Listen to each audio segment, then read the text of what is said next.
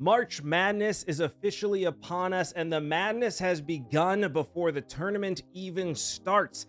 Did UNC actually rig the tournament? The Rays, they're in trouble because their stadium has fallen apart and the bid for a new one is in no better shape. Will they be sold, and is it finally time for them to move? And Sam Darnold just signed a 1-year, $37 million contract that has options galore. And Aaron Rodgers is talking to the Minnesota Vikings. What is going to happen next in this NFL offseason? That and more coming up on Sports Talk with Dad right now. Welcome back to Sports Talk with Dad. As always, my name is Kyle, and I cannot call this Sports Talk with Dad without the man sitting next to me. A man who is obsessed with thinking comic books from the 1920s are better than comic books today. My dad, Tim. They weren't around in the 20s. Comic books were around in the 20s. Not Batman and Superman. They were the 30s. Well, yeah, 1938, 1939, respectively. Yeah, and we've talked about it. My dad actually used to collect them. Boy, would I give to have his collection back. I collected them. Yeah, Batman 27 and Superman 1, from what you told me. Well, Action Comics 1. Comics 1, but it didn't have the cover on it because they always used to rip them off. None of them do. Nope. You can't find us. Even the Batman or even the Detective 27 at DC headquarters doesn't have a cover on it. Right. It was pharmacies and bookstores ripping off the comic book companies, because if you ripped it off, if you didn't sell the comic, you ripped off the cover, sent it back, to give you your money back. That's how they got them to carry them.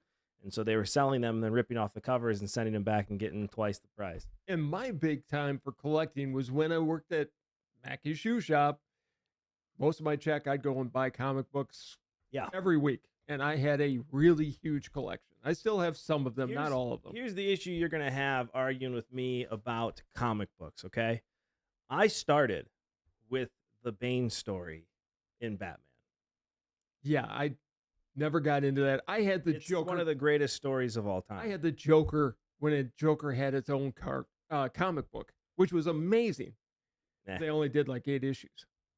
The stories today are so much better. They are so much I love comic books from back in the day because they were made definitely more for kids. And that is my problem with comic books, is they don't make comic books for kids anymore. No, they don't. It bothers me. So I can't really introduce my boys to comic books. I have to introduce them to your era of comics, which is still great. Yeah, because you've got Batman and Robin, and they were light, easy reading. Superman would go against Brainiac and Lex Luthor and all those guys. Same with Detective Comics, very cartoony. Spider-Man was the one with all the angst in it. Spider-Man, Iron Man, Marvel in general was really the angsty side of things. Yes. And then Detective Comics took it to a very, very dark place with Batman 1 with Frank Miller, and the stories got good. They got dark. I'm not saying they're any better. The Bane story is great. The Bane story is not super dark. It's really not. But it is awesome. We never had Bane. I do not remember it. Bane was created when I started reading comics, and I fell in love with comics from there. Batman the Animated Series started me on that, and then I picked up a comic, and then the whole Bane story happened, and it was great. And the comic books today, the art, the stories, the premise. Now, Neil Adams did the art back when I was watching. One of the greatest comics ever written was Green Lantern 76. It was when Speedy, Green Arrow's sidekick, got into drugs. Right. The artwork on that was unbelievable for the time. Yeah. Neil Adams was amazing. And the stories were great. Listen, we were talking Batman to Batman. You can't bring Green Lantern into this. Yes, I can. Green Lantern from the 70s is some of the best story writing on the face of the earth. Yes. If you're into comics and you have not read the story he's talking about, or any of the 70s Green Lanterns with, or Green Arrow, I mean, they are, and Green Lantern too, but Green Arrow especially, it's when DC started to really make a turn. So good. Well, and it addressed the drug era that we were in, and it was the first time you ever saw a superhero really vulnerable. Yeah. And they had to deal with it, and it wasn't that they could deal with it with superpowers. Right. They actually had to deal with it on a human level. Yeah. It was a great comic. I mean, the thing is worth a fortune now. Well, it's the first time DC really dove in anything. I mean, DC was starting to get their butts kicked by Marvel in the late 60s because Spider-Man and Iron Man especially was going to places Hulk it hadn't was gone on before. Hulk was on TV, Yep. and And they had to do something different, and they decided with Green Arrow, we're going to do something different, and it is some of the best writing that you have ever been able to read. you know who I really liked from my era? There was a couple of them. They had a whole series, and I don't know if it was DC or Marvel, but the Metal Men. Yeah. Each one had that, and then they also had a guy named, and this was DC, a guy named Metamorphosis. He could change. Metamorphosis. But my favorite one was the Creeper. Creeper was great. He was great. It was like the Joker, but kind of an anti-Joker. Yeah, we have in the house somewhere Creeper comic books that I have from when I was younger. Mhm. He was on TV for a while. Short time. I love the Creeper. They really didn't do much with him. He never came back. You couldn't have two Jokers, but for a while there, you had the Joker who was getting annoyed with somebody else. It was pretty outstanding. It was. And speaking though of my getting, era was a lot better. Come on, dude. It was great. Don't get me wrong. It was the stepping stone to something better. No. Go on. Speaking of whatever I just said we were speaking of. By the way, you lost last week on the cartoons. I did not. So we both lost because somebody came up and said the 1980s were the best, and they were wrong, but it was nice to see it. The 80s had some good cartoons. They did. Transformers, He-Man. But anyway, speaking, like I said, of whatever I was even talking about, I don't remember anymore. The NCAA March Madness is starting right now, but there is controversy going on in the sport before the tournament has even begun. Because the head of the selection committee was the AD from North Carolina, and he had a clause in his contract that said if North Carolina made it into the tournament, he would get a month's salary. Now, he has come out several times and said he was not involved in those conversations. He said he walked out of the room, whatever. But the fact of the matter is you have a North Carolina team that is 1-12 against top-ranked teams. Mm-hmm. And you get into the tournament ahead of the likes of West Virginia and Ohio State, who had much better resumes. And Indiana. Probably Indiana more so. West Virginia was the one that got snubbed. It really was West Virginia. Yes. I threw Ohio State in there because it was one of the last four out. West Virginia lost in the tournament early. They did, but their resume was solid. UNC lost earlier on, too. I think they lost in the semifinals. I was watching TV today, and I saw a guy make a very good point. He said, take the committee out of this. Forget it. Yeah. Let Vegas pick the teams. No. Think about it. Who knows these teams better? Well, that's fair. You get a group of, I don't want to say bookies, but they're bookies. Sports experts from Vegas. Bookies. And they're going to pick legitimately the top 64 teams. 68 now. 68, sorry. That is a very, very interesting way to look at it. I think you just go computers to pick it. I love the BCS. I thought the BCS was great. It just needed to be expanded. You always say that. I don't like takes. Listen, I hate the people view of it. I really, really do, because it makes it unfair, because people are always going to pick in football specifically, you're always going to pick the Ohio States. You're always going to pick the Bamas. If Michigan's got a shot, they're going in. If Florida's going to be close, it's just there's so many teams, or Georgia, I should say, that are going to be picked no matter what. It's hard for a team like Iowa. Yeah, they're never going to get in. To get up there. Or even Tennessee has a hard time. They're almost starting at the back seat, and they've got to prove it over by beating all of these other guys. Correct. But in basketball, by the time they get to tournament time, these guys have played 25, 30 games. Yep. You should know who they are. In this case, we know who UNC is, and they're an NIT team. I mean, they shouldn't be in the tournament, and this is where money comes into play. Not only did that guy allegedly have this big thing in his contract. Not allegedly, it was in there. I'm saying allegedly. I haven't seen it, but I take your word on it. Not only is that the case, but we also have the money that's generated to the school, and you have somebody who's involved who gets that money generated to the school. I don't know that there's a way you can get around it, because you're always going to turn to the ADs or the university presidents, who's ever on the committee. Right. They're always going to be choosing. And we're getting down to, we've got the Power 5 conferences right now. again, I think the NCAA is on borrowed time, and they can adjust it when football breaks off and maybe The basketball. tournament is great. I love the tournament. It is the best time of the year. I had a perfect first round once. It's as good as I've ever gotten, Did better than I do. I'm usually it done. gets people engaged. There's a lot of money flowing in there. The problem is, though, when you have teams like this, when you have somebody from the selection committee that's involved in this, like, why in the world is somebody who's an AD of a school involved in the selection committee? Because somebody has to be. But And why wouldn't there be somebody that just works for the NCAA making these decisions?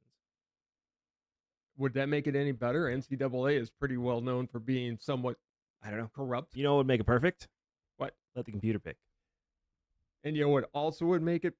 Did you realize that this week work production is at its lowest point of any point in the year? Yeah. Because everybody's betting and everybody's watching these first round games at the office with Alt Tab ready to go to get rid of your screen. Yeah. I'm just going to openly do it. Like, the games will be on and nobody's going to question it. I will as well. I got to see how I do here. Speaking of how we do, we both filled out our brackets. Now, this is something funny I heard the other day because I think it's so true. How many brackets should you be able to fill out? No more than 3. All right, my vote is you can fill out as many as you want. Sure. Like, if you want to fill out 30, fill out 30. Knock yourself out.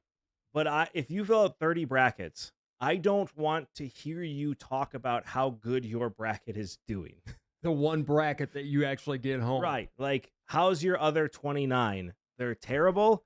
Great. Let's talk about that because you got lucky. If you fill out one bracket and you have it going well. My question is, who the hell takes the time to fill out 30? They don't. It's all gambling, man. You do autofill. I could have done autofill on my bracket if I wanted to. Well, and you go pretty much chalk then. You do, but they're just, right. I mean, it's a couple clicks of a button. It's so easy to do now. So we are not, neither one of us are basketball players. Putting a round ball in a round hoop 10 feet in the air was not my game. I had one game in 6th grade where I scored 22 points, and that was pretty much the end of my career. My last time ever on a basketball court, I think I've said it before, was at an alumni tournament, turnaround jump shot from the top of the key. I walked off the court, and it's not going to get any better than that. I was there. They said, no, go back in. He's like, I'm done. Last game he ever played. So here's my question for you. Of your bracket, because we're not going to go through the whole thing here. We're going to go through the Final Four, the champions, but more importantly, who is the Cinderella team that you think is going to make a run? My Cinderella I've got is Ole Miss. Really? Yep. Why? No reason. Can a 6 seed be considered a Cinderella team? Yes. I think when you get down to 5, 6, 7. How far did you have them go? I've got them in the Final Four. You have Ole Miss in the Final Four? I do. I've got them in the Final Four. See, I have Liberty making a run and then getting beat by Duke. Who's my other team I thought that was going to make a run here? Well, I don't think I'm being... And I have UConn going to the Elite Eight. Okay, I don't think I'm being that wild with this because Ole Miss has to beat Iowa State. They're an SEC team. SEC is stacked. Iowa State's stacked, man. I know, but so is the SEC. I think Ole Miss goes against then Michigan State. I have them. They'll beat Michigan State. And then they'll be in the Final Four. It's going to be Michigan State or Ole Miss in the Final Four. We have very different brackets. I'm sure we do. Very, very different brackets. Who's your Final Four? I've got Auburn. Yeah. Against Ole Miss. Oh, no. Take that back. Let me get to the Final Four. Oops. Scroll down. I have So I don't trust an old man with technology, by the way. Shush. I have Ole Miss playing St. John's. Okay. And I have Duke playing Purdue. Why Purdue's in there? Big Ten bias. Somebody from the Big Ten's got to be there. I have no Big Ten teams. Ohio State didn't make it, so screw the Big Ten. I have Iowa State actually playing St. John's. I am very intrigued by St. John's. Rick Pitino has proven once again why he was one of the greatest coaches of all time. I was hearing him talk on the Pat McAfee show, actually. I listened to it today, and he was talking about how he's had so much success going forward. And the first thing he talked about was, I have a bunch of guys that have never been in the tournament before. So we treated the Big East tournament like it was the NCAA tournament so they could get used to that. This wasn't what we do a lot of times where we kind of walk through the tournament, get ready for it. No, that was our tournament, and we coached it and played like it was the NCAA tournament. You know, one of the best games that could happen, and I have it happening, is in the second round. Yeah. I've got Arkansas with Calipari playing Pitino with St. John's. Also have that, and that is the game that will destroy my bracket because Arkansas could win that game. They could, but I still think St. John's does. Arkansas basically took Kentucky and brought them to Arkansas. Yeah. But that is a game of legends. And then I have St. John's kind of cruising through. I actually have UNC Wilmington. Yes. There we go. I can speak. UNC Wilmington going against St. John's in the Sweet 16. They're another surprise team. But anyway, enough of that. I have Iowa State versus St. John's, and I have Duke versus Tennessee. My finals are Iowa State and Tennessee. Tennessee winning it all. Okay. Can we go any farther out on a limb for that one? How is it out on a limb? Iowa State is stacked. Tennessee is stacked.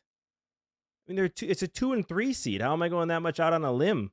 Tennessee's not going to get there. Sure, they are. I've got St. John's playing Duke in the final, which I think is a legitimate final. Yeah. And I have Duke winning as long as Cooper Flagg and his ankle is recovered. He's going to be ready for the tournament. They say he's going to play Friday. Yeah. I mean, that he really rolled that ankle. He did. And he's 18 years old. He's a kid. He'll bounce back. He'll be fine. I would sit him out that first game because I think they can win without him. Yes. I mean, they went pretty far in their own tournament without him, didn't they? Did they win it? Yeah, they won. Yeah. So there you go. It's going to be interesting to see. I picked Tennessee, and that's, by the way, Tony, Chad, I'm only picking Tennessee because of you two amazing people. I don't have a dog in this fight, so I might as well take somebody else's dog. And I'm not picking Florida. I have a lot of Florida fans. I actually have Florida losing to UConn in the second round because I think UConn's a very underrated team. I have Florida losing to Memphis in the Elite Eight. I have Memphis losing in the first round to Colorado State. Oh, I don't have that. I have Wisconsin because I do have a dog in this hunt. Yep. And I have them getting to Alabama and then losing to Alabama. I have Wisconsin losing to VCU in the second round. Okay, going statistically, right? Yeah. Let's look at this. In the last 10 years, when has Wisconsin made it out of the second round? Why did you have to say 10 years and not 11 years? Because then I could say, well, they got to the finals 11 years ago. Since Greg Gard has taken over, how many times have they made it to the Sweet 16? Twice. Once. And it was his first year. Since then, they have not made it past the second round. The fact that they're a 3 seed is crazy to me, and I just don't see them going past until they do. I know. Hey, I'm hoping against hope that Bucky will go on a run because I'm a fan. No, they could lose to Montana. I have them losing. Well, they could easily lose, but I have BYU beating VCU, and I could see Wisconsin losing to BYU. But I'm hoping against hope they get to Alabama because that will be a success.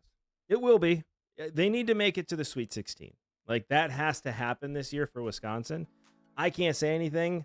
Ohio State didn't even make the tournament, and I don't think have for a while. And they shouldn't make the football tournament, ever, on principle. There's a thing called a national championship in football.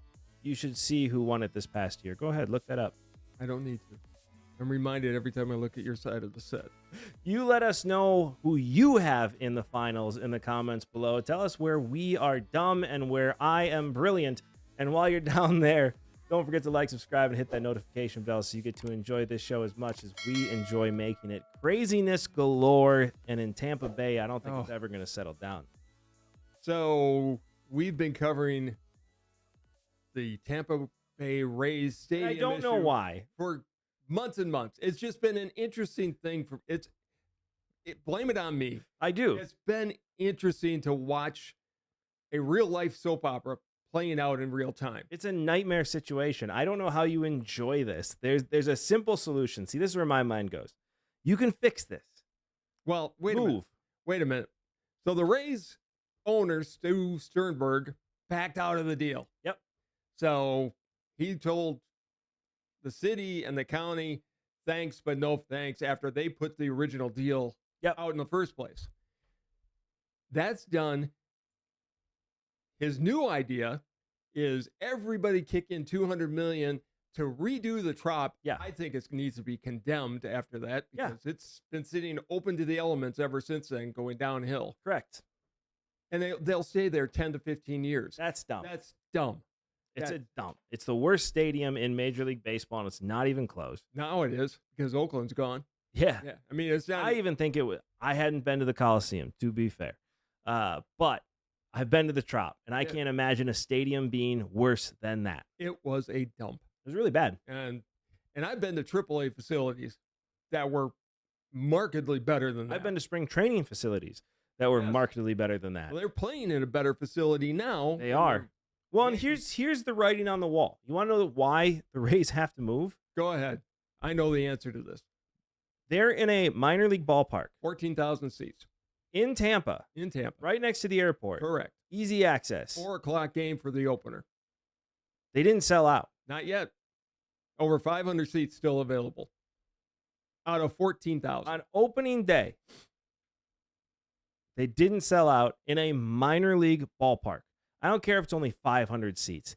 You can't sell out 14,000 on opening day. It should have been sold out within the first hour. People are complaining about the price of the tickets, which some of them are high, but no businesses usually buy those seats and hand them out. The other problem is at 4 o'clock in the afternoon in Tampa, what happens almost every day in the summertime? It rains. Thunderstorm will come through. It's not the summertime yet, though. Doesn't mean it's not going to rain. If it's hot and humid this time of year, in April, it starts getting hot and humid. Thunderstorms pop up anytime. However, they're also talking about, okay, there's like two or three groups in Tampa trying to buy the team. Yeah. MLB's trying to work with them, put together money. I don't see them ever being able to get permitting done to build a stadium in Ybor City. Why would you? Which is all historic area. You have a team that's in Tampa now. You've done the sample, and you said, let's see if we can put 14,000 people in the seats per game. Let's see if we can simply do that. And they couldn't. And the other option is the Orlando has a group called the Dreamers that want to buy the team and move it to Orlando. The problem is twofold. Number one, it's going to take about $5 billion to buy the team, build a stadium, renovate the area wherever they put it, which I think they want to put it out by where ESPN World was at Disney or whatever they called it. But the other problem is they are counting on tourists for 81 games to fill a stadium. Right. We've seen that in Miami. We've seen it in Tampa and St. Pete. There's so much else to do in those areas. You don't go inside to watch a baseball game. You don't. I think the experiment with baseball in Florida, they've tried it for 30 years now. It just has failed. It has in a massive way. You've tried 2 different markets. Granted, Tampa wasn't actually in Tampa. They were in St. Pete. But you tried it. You tried it in 2 different places. It hasn't worked. Go find someplace else. You have Nashville and Salt Lake that are perfect areas for baseball that would love a team. And Salt Lake City has all the financing in place. They've got a stadium ready to be built. They've got a great facility they could play in for a couple of years. Yeah. Not having to worry about the weather. You've got Mountain West weather out there. Yep. It'd be perfect. My only question is, say the owners in Salt Lake come and I'm sure they've talked to Sternberg, and I'm sure they'll give him a high price. They may even give him the $2 billion he's asking. Yep. MLB may try to charge them a relocation fee, and if they do, right now the word on the street is they're going to ask for $2.2 billion for a relocation fee or a franchise fee.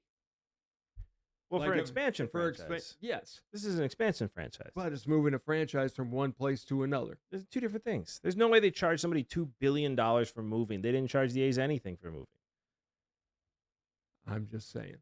I could see them try to do it. I don't think they should either. I think baseball in the end is going to do whatever the owners want to do. Yeah. And if it's a bunch of selfish people not caring about the sport. And this is where a good commissioner needs to step in, which baseball does not have right now. Strong commissioner. Just competent would do. I would take that at this point. somebody who cares about the actual sport of baseball to step up and say, this is not good for our sport. This is making us a joke. This failed. We're going to put this in an area where it's going to succeed. Well, you've got two teams right now, the A's and the Rays, playing in minor league facilities. Correct. That's embarrassing. And by the way, neither of them have sold out on opening day.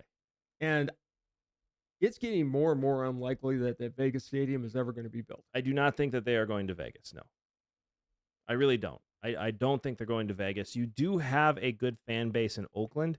You just need to figure it out and work it out. The problem is you build a new stadium in Oakland, ticket prices go up. Problem is in Vegas is the same thing you mentioned in Orlando. You want tourists to fill your stadium. It works for football because that's once a week, 17 weeks out of the year. I mean, it's 17 games. In baseball, you're going to have double headers that you want people to sit through while they want to be in casinos. So the only way to keep them there is to have casinos in the stadium, and that's not going to be a good situation. Never should happen. Vegas is going to fail. Tampa's already failing. Miami failed a long time ago. Baseball needs to wake up. And instead of looking at expansion, you need to either look at contraction or you need to look at putting baseball in different spots. Miami should go to Charlotte. Or Nashville. A's. Or Nashville. But I was going to put the Rays in Nashville. And I was going to put the A's in Salt Lake. And then the White Sox, I don't know what you do with the White Sox at this point. Or the Royals now are asking for a new stadium. And the Royals is legit. That stadium has been around for a long time. They just got millions of dollars to renovate it in 2012. Yeah. But if they can get a new stadium built on the Kansas side? Well, and that's where the Rays or the Royals have an advantage. They can just go to a different state, which is probably what will end up happening. The Chiefs are talking about doing it too. Baseball's a mess right now. These are not things that we should be talking about at the beginning of a baseball season. We should be talking about how the Cubs lost at 7 a.m. this morning in Tokyo because for some reason the Cubs are playing in Tokyo. Well, they're playing the Dodgers in Tokyo. They've got the Japanese players starting for their pitching. I loved it. Yeah. I was watching.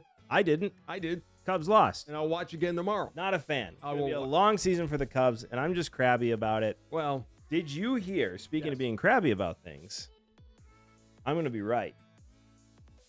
If he plays. I'm going to be right. Go ahead.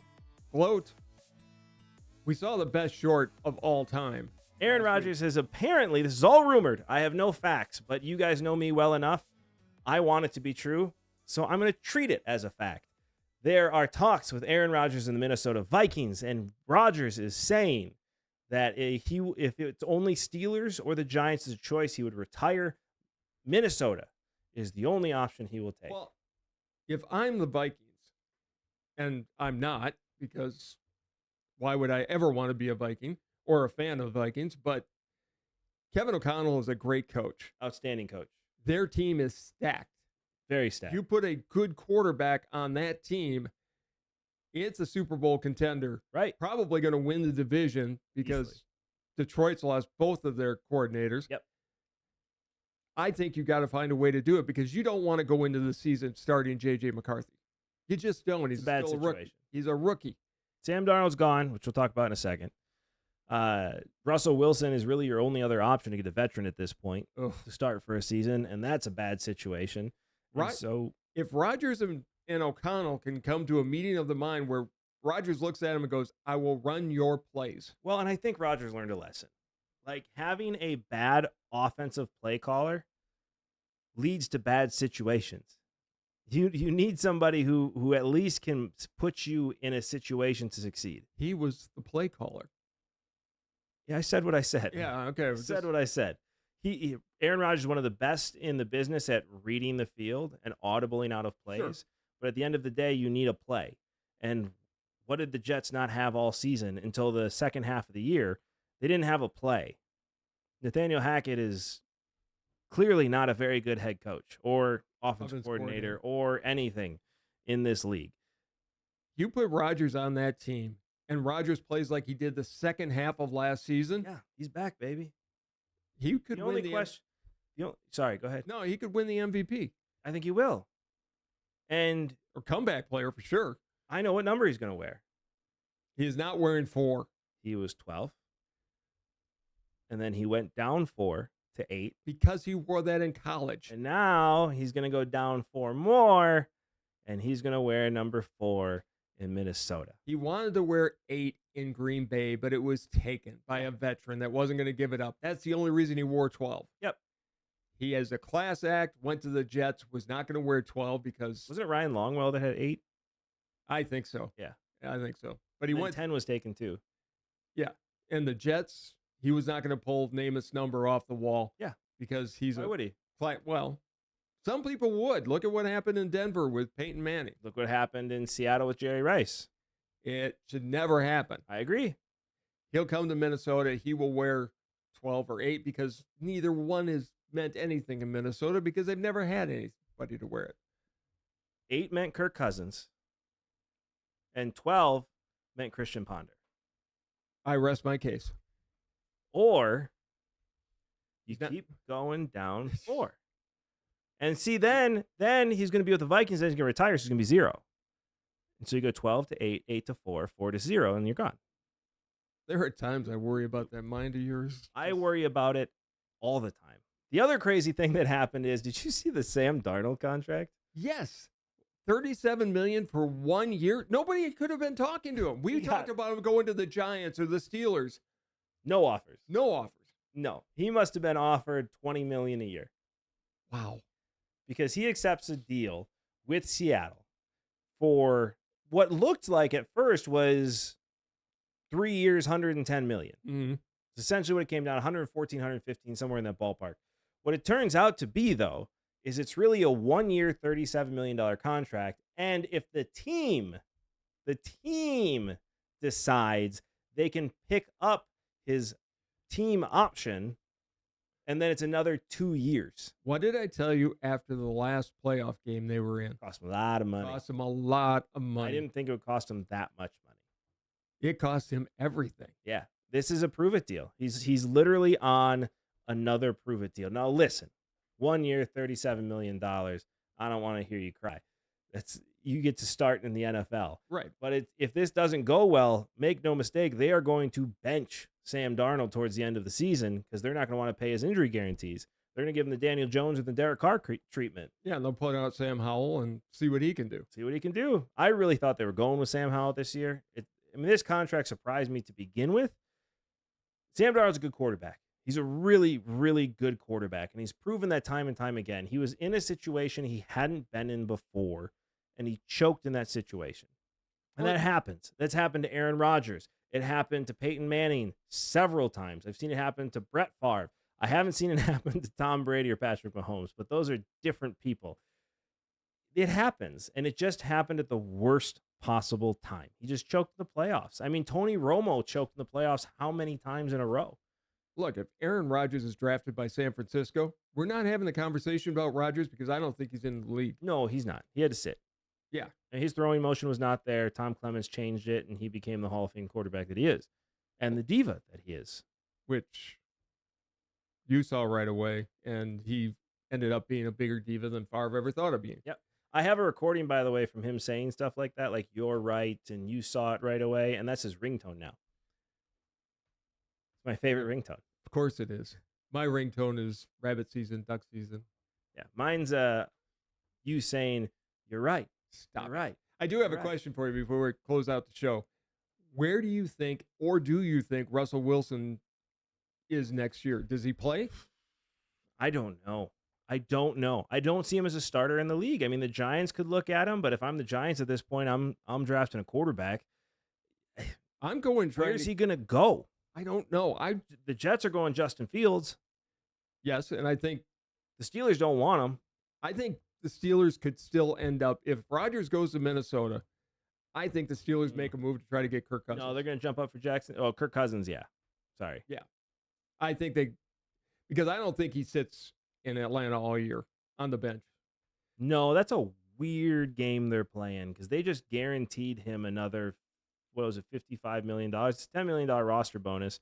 And I don't know when his salary becomes guaranteed. I don't know when that happens. I think it is now. I think something will happen after June 1st. I think Pittsburgh would make the most sense. Put Kirk Cousins on that Pittsburgh team, and they're pretty good. Yeah, I agree. it's a better quarterback than they have. I still think the Steelers are going to draft Jackson Dart. I think that is going to happen. And it's another reach for a quarterback, but at least he doesn't have 8.5-inch hands. I just don't see a place for Russell Wilson, honestly. Cleveland? Maybe. I mean, but you really going to go with Kenny Pickett to start the season? No, I don't think so. If you're bringing Russell Wilson. But what happens when Watson comes back in? Cut Russell Wilson or Kenny Pickett. Wilson's going to have to go in, and I don't see him making over $30 million this year. If he signs, he's going to be making practically nothing. Yeah, nobody wants Russell Wilson on their team. It's a really weird situation, and I don't think there's a place for him to go as a starter. He'll be a backup someplace. I can see him on a $20 million backup deal, but it's as a backup quarterback. Yeah, and when he came out of Wisconsin, everybody thought he was this good team guy and whatever, but as time goes on, ego seems to be playing in. I know you didn't, but I mean, it really more and more is like Draft Day was written. Bo Callahan was written about Russell Wilson. It was. That birthday story is a story from Madison. Well, you lived over there. I saw Russell Wilson interact with people in Madison, and Russell Wilson was too good for everybody in Madison. He played the game of the nice guy, but listen, he wasn't. This it's the guy he is, and he's very talented, and they got away with it a lot. And there's nothing against him as a person. There's nothing against him as a player. He's always there for the bigger, better thing.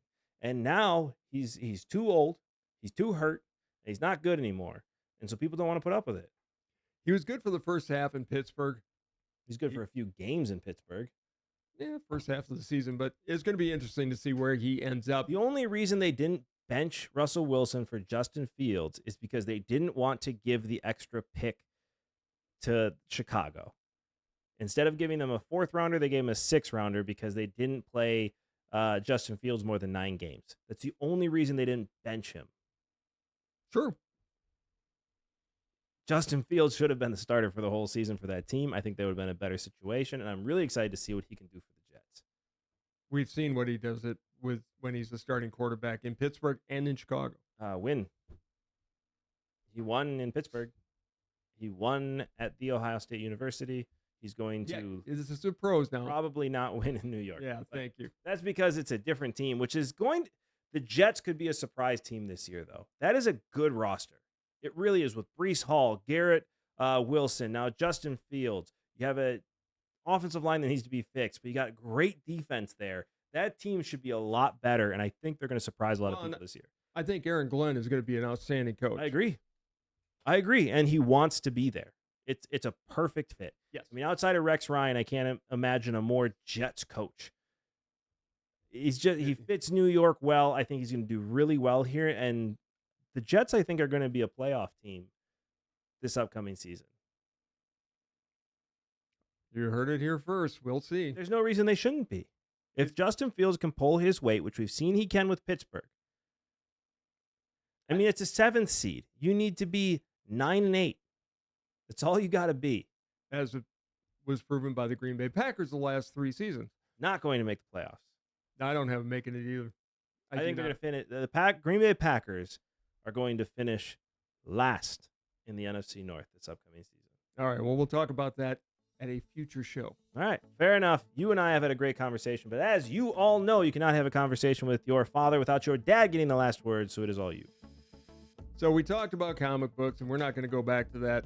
What I am going to say is that I heard something else today, or over the last week, about athletes. That today's actually it was Rick Barry saying that today's athletes aren't as good as the ones that played back in the era because there was more of a pounding and they couldn't have kept up with it. I think actually if you're a good athlete, you would have been able to play in any era. Just like I've said for years and years, Bart Starr would have been a star no matter when he played. Tom Brady would have won no matter where he was. We'll talk about that more probably next week. Why you can't bring up a last word for a conversation we didn't have? My last word. We didn't talk about that. We didn't have a chance. We'll do it next week. It's a tease. Thank you, as always, so much for watching. This has been Sports Talk with Dad. We'll see you next time. Bye, everybody.